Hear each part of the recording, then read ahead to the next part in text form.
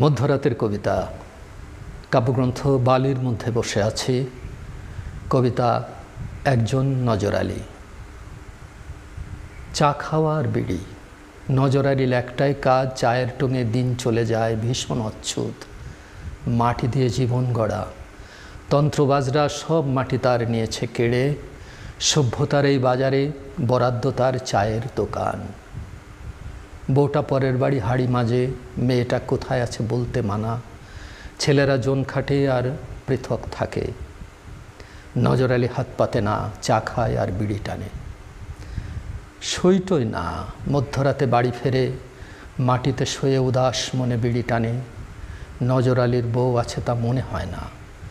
যৌবন নেই মিয়া বাড়ির হেসেলে সই। নজর আলী ঘরের মধ্যে প্রলাপ বকে। সকাল হলেই চায়ের টঙে চা খায় আর বিড়ি ফোকে। ধন্যবাদ।